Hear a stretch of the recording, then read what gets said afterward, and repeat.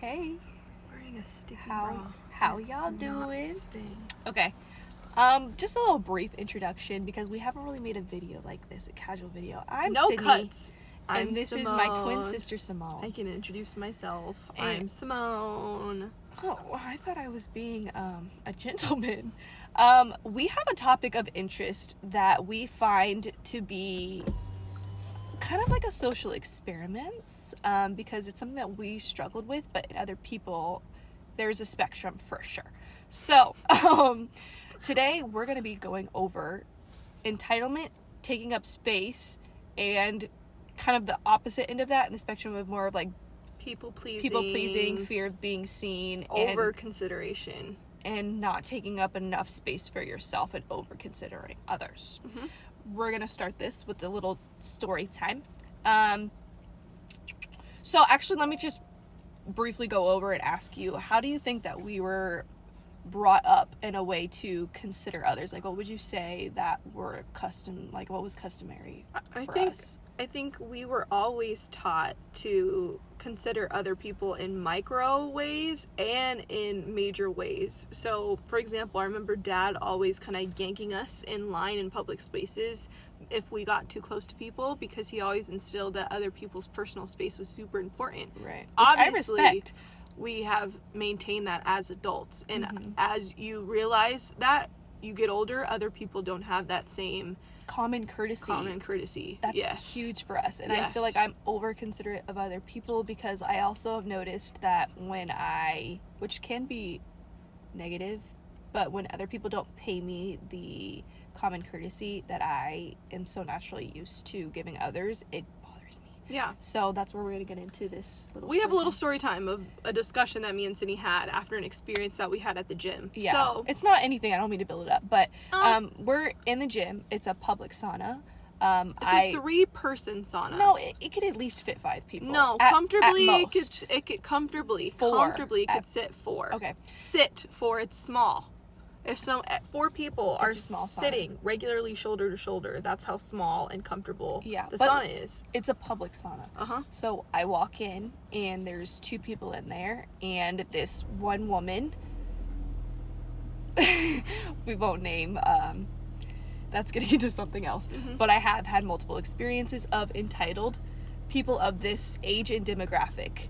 Not all of them, but mind you, so I walk in, and there's one woman sitting regularly in the very corner, and there's another woman who is completely sprawled out, laying on the bench. And Taking so, up 3 other people's spaces. which is fine, I would say, until there's somebody no one else in the walks in. sauna. And so I walk in, and she doesn't move. That's fine. Like, I'm okay if it's not fine, but I can deal with like that on my own. I'll sit on the floor. That's fine. That's what makes me upset, and that's where I feel like we disagree. Right. Well, I would say something you if could it were either you or sit somebody on the else. floor, or you can say something to that person. Right. And that's what I was battling, because there's something that I'm still practicing. There's certain things that I feel like you can pick and choose your battles. There's certain things that you can be confrontational about, and there's certain things that you can say, hey, this is worth it to speak up, because she kind of needs to learn. know. Somebody needs to say Yes. something. And anyway, the other woman tried to scoot the little corner that she was in, and I was just like, I'm going to sit on the floor. She's probably going to be almost done. When I sat on the floor, the other lady who wasn't taking up the space had got up shortly after and left, and so I took her spot. And I quickly saw the what's the word? The posture of the woman very clearly still throughout the entire rest of my session, because she, not only when the other lady left and it was just me and her, she sprawled out even more, where her feet were this close to me. And during this whole time, of course, I'm coming up with a bunch of different things that I would say if somebody else were to walk in.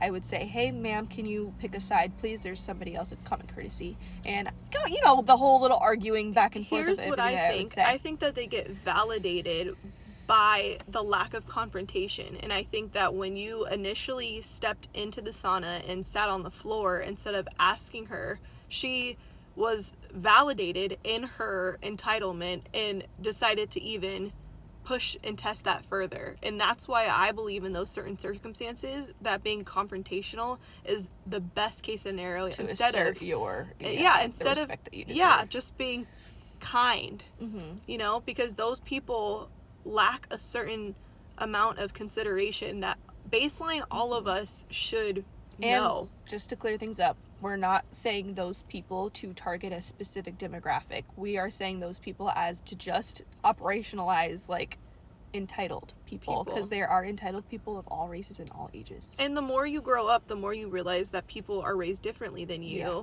And I think it's just part of the human experience to teach other people things that they need to be taught if it wasn't taught by their parents. However, this whole ordeal made me consider the opposite end, and how me and Simone, I don't want to speak for you completely, how we're kind of sometimes on the opposite end. And there was a element of her taking up space that I admired, and her ability to say, hey, if she wants to sit on the bench, she can speak up for herself, because maybe that's what I would do. Yeah. So we can't always villainize these people, because like Simone said, I have they're friends, raised differently. Yeah, who are not afraid of asking for anything and everything, because they lean on the sole fact that people can and will speak up for themselves if And they ask don't for want what to they do need. something. But I have always disagreed with that, because I think it's harder for a lot of people to say no than it is to just simply agree. I find it rude to have to ask for something that I consider to be common courtesy. Like, you are sharing a space, then you move over when somebody It comes. should and go it's without rude. saying, yeah. But maybe some people would think that it's rude to assume.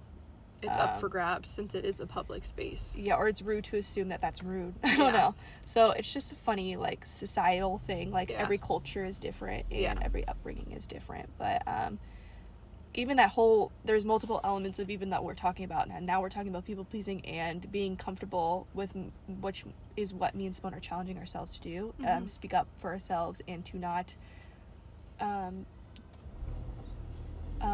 do things for the sole purpose of other person's enjoyment, especially when we are recognizing the uncomfort that it causes us. Yeah. And that's literally the other side of the pendulum, is doing things solely because other people would benefit from it. Yeah. And not considering and yourself. Sometimes it's hard because you don't know that you're uncomfortable, but it is your duty, once you start realizing the internal responses you have to not speaking up, to act for yourself and advocate for yourself. Because you're your biggest defender, and you have to remember the inner child in you is looking for that protector. Yeah. And you have to find yourself as important as other people are too. No, and I was just gonna validate that by, we are able to experience that twofold by each other, because we not only put other people above ourselves, we put other people above each other. Sometimes. So consideration of each other was a big area of conflict. Yeah. Yeah, I don't know if I'm saying contempt. I don't think I'm using that right. Contempt is a good word. Yeah. I had a lot of resentment towards Simone, because I would see that she would constantly consider other people where she wouldn't consider me, but that's normal. Because I consider her an extension of Yeah, myself. when you're close to somebody, that's a lot with relationships too. Like, sometimes your partner is going to get the worst version of yourself when you're comfortable with them, because they're coming home for the day, you're their safe space. There's also a theory with kids and their moms versus kids and their, like, dads. Apparently kids are, like, the worst behaved with their moms, because that's their safe space, and they know that their mom will love them unconditionally, and on their best behavior with their dad and auntie and stuff, the like authoritative person. So I had to also look at myself and say, hey, is it realistic for me to expect the Simone that shows up for other people in me? Because we're very close, and while she could take feedback in that and say, hey, you know, I am giving her a lot more attitude than I would give. You know, I could try to also be a little bit nicer. I can also be like, hey, I don't really need to take that personally. Yeah. So those are things that we're learning as a young 20s something, mid 20s something now, which is kind of crazy. Good enough, girlfriend. Yeah, but being an adult is interesting. Being a woman is even more interesting. So if these are things that you are also kind of understanding and walking through, you are not alone. And every experience, be patient with yourself. It's a lifetime journey. Don't beat yourself up if you feel like you were good last month and this month you're people pleasing again. You know? Every experience is going to be a learning opportunity, and you're probably doing better than you think you are. Love you, Pumpkin!